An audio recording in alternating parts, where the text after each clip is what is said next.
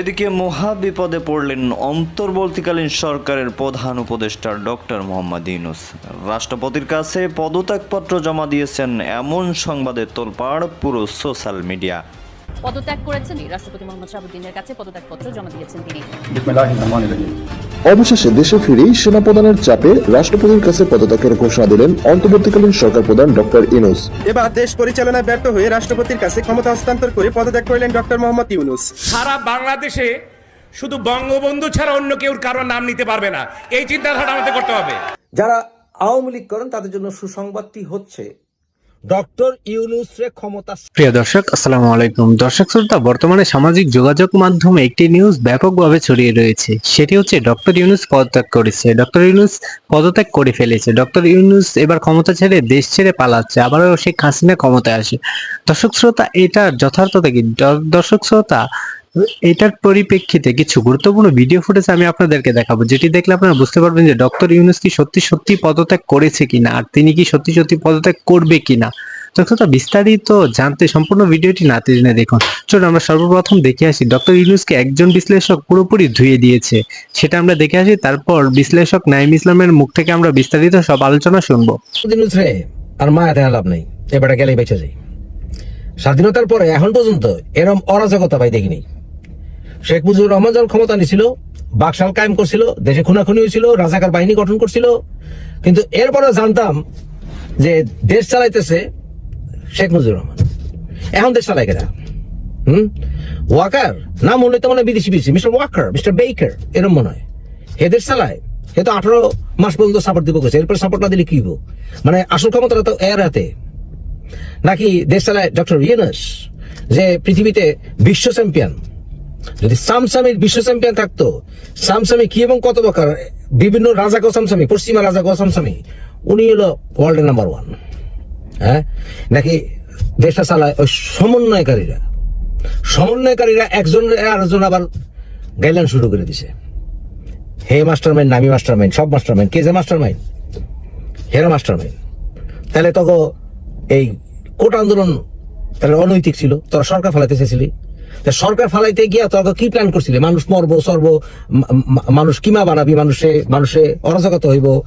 হ্যাঁ, সংখ্যালঘু পিটাবি, তারপরে যারা মাজার করবো হেগরে পিটাবি, ভাঙবি, এগুলো মাস্টার মাইন্ড। তারপরে মাস্টার মাইন্ড অরাজকতা চলন যাব, পরে মানুষ কইব যে কাম নাই, আর্মি লয় ক্ষমতা, মিস্টার ওয়াকার ক্ষমতায় নিয়ে এসো।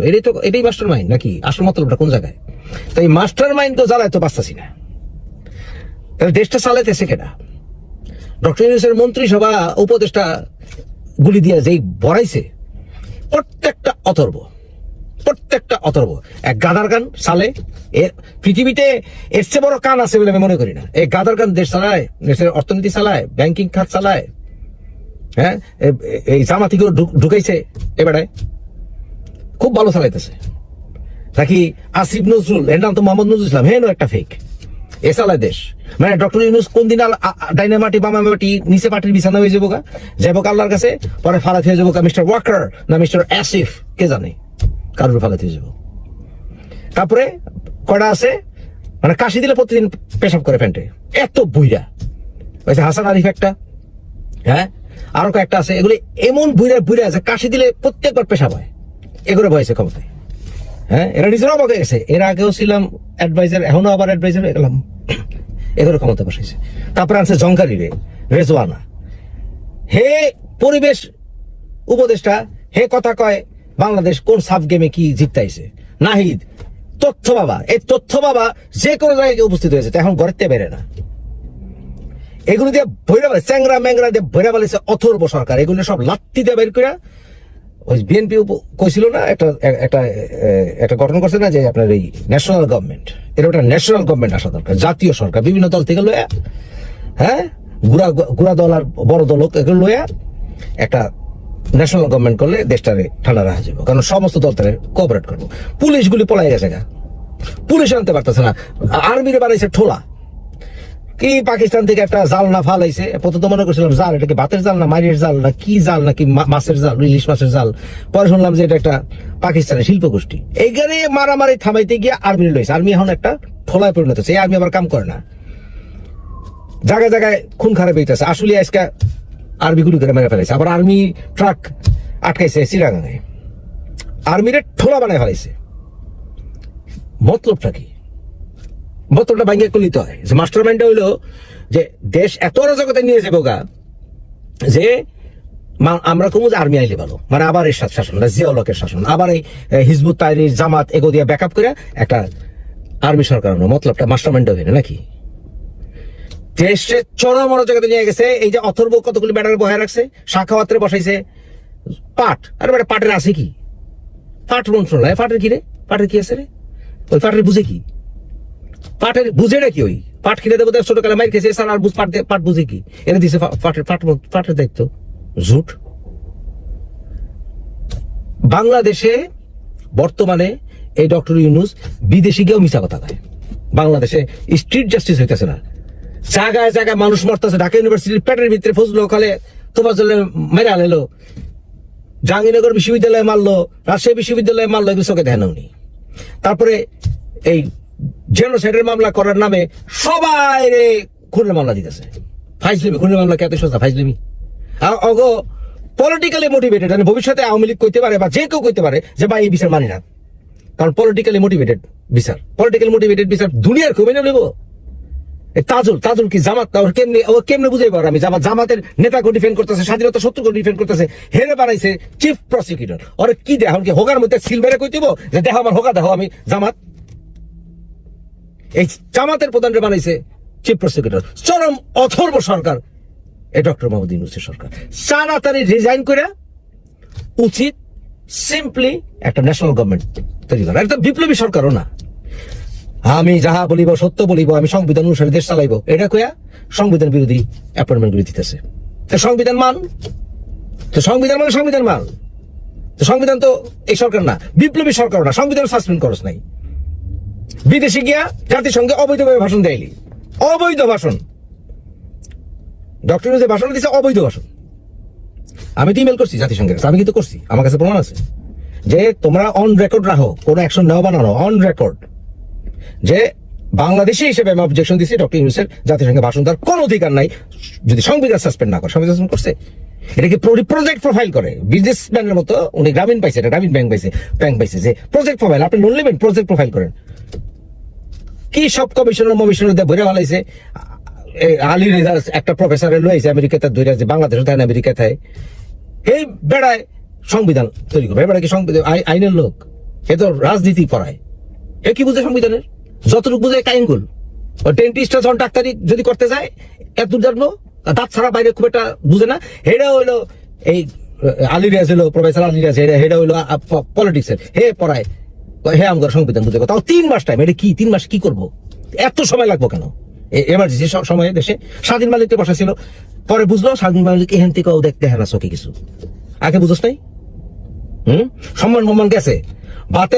বাতের ফ্যান যেমন উগলা করে না, আমার ভালোবাসা উগলা করে ডক্টর ইউনূসের লিগে শেষ হয়ে গেছে, বাদ গলে গেছে, ভালোবাসার বাদ গলে গেছে। আর না, ডক্টর ইউনূসের ক্ষমতা ছাড়তে হইব, মাস্ট। এই গিভ আপ। 2 দিন পরে ডাইনা মাঠে, বামে মাঠে, নিচে পাটির বিছানো হয়ে যাবো। আঙ্গুর আসিফ নজরুল ডাইনা মিস্টার ওয়াকার কান্দে ফালাইতে মরে যাবো বুঝায়। জো বাইডেন আমেরিকা জীবনে ভেজাল খায় না। হে বেটা বন্ধু ডরের ছেড়ে ক্ষমতা ছেড়ে দিচ্ছে, না কাম নাই, আমি কদিন মরে যাই। ডক্টর ইউনূস মরে গেলে আঙ্গুর দেশটা চালাইবো কেটা? আর চালাইতেছে বা কি? হে রে মারে, ও রে কিলা, ও রে ধরে। দেশে কোনো আইন আছে? আমাদের এই যে আমরা যে এত সংগ্রাম করলাম শেখ হাসিনার স্মরণের লিগা, এটা বুঝি সংগ্রামের পরে সহজে যদি বুঝাই, ধরেন আমরা যখন আমাদের জাতীয় ক্রিকেট খেলা দেখি অথবা ফুটবল খেলা দেখি প্রিয় দলের, তো মাঠের মধ্যে যখন মেসি দৌড়ায় তখন আমরা চা দোকানে বসে আমাদের মধ্যে একটা ফিলিংস আসে, আরে ব্যাটা দিক দিয়ে ডাইনে না দিয়ে বামে দিতি, তামিমে কেমনে মারলো, এটা ব্যাটটারে কাইট করে মারলে তো হয়ে যেত, এই ক্যাচটা বলে ধরতে পারে না, এটা কোনো কথা, তার বল বলে ফিরতে পারে না, বুমরা প্রতিবন্ধী, এরকম নানান বক্তব্য আমরা অন স্ক্রিনে ঘরে বসে পপকর্ন খাইতে খাইতে অথবা চিকেন ফ্রাই খাইতে খাইতে যখন দিচ্ছি, যারা মাঠে বসে খেলছেন তারা বলছেন যে ভাই মানসিক চাপটা কতটুকু। তো এটার মাধ্যমে আসলে বোঝানো যেটা ট্রাই করলাম যে বলা সোজা, কিন্তু প্র্যাকটিক্যালি এই জিনিসগুলোকে হজম করা খুবই কঠিন যখন আপনি চেয়ারে বসে যাবেন।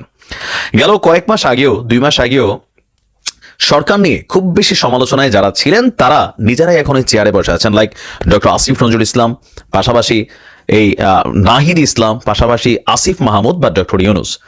এখন দেখেন পুলিশের গুলিতে যে এই ঘটনাকে কেন্দ্র করে বাংলাদেশ টার্নিং পয়েন্ট থেকে চলে আসছে আজকের এই দিনে আবু সাইদকে হত্যা করা, সেটা ছিল আওয়ামী লীগ সরকারের পুলিশ। তো আমাদের ডক্টর ইউনূস সরকারের পুলিশের গুলিতে প্রথম নিহত হয়েছে আমাদের একজন পোশাক শ্রমিক। তবে ঢাকার আশুলিয়ায় কাউসার হোসাইন খান নামে এক পোশাক শ্রমিক গুলিতে নিহত এবং 4 জন গুলিবিদ্ধ সহ অন্তত 30 জন শ্রমিক গুরুতর আহত হয়েছে। এ নিয়ে ডক্টর ইউনূস সরকারের যারা সমালোচক আছেন তারা কিন্তু খুবই সরব হয়েছেন, পাশাপাশি আওয়ামী লীগ সরকারের যারা ফ্যান ফলোয়ার আছেন তারাও কিন্তু সরব হয়েছেন।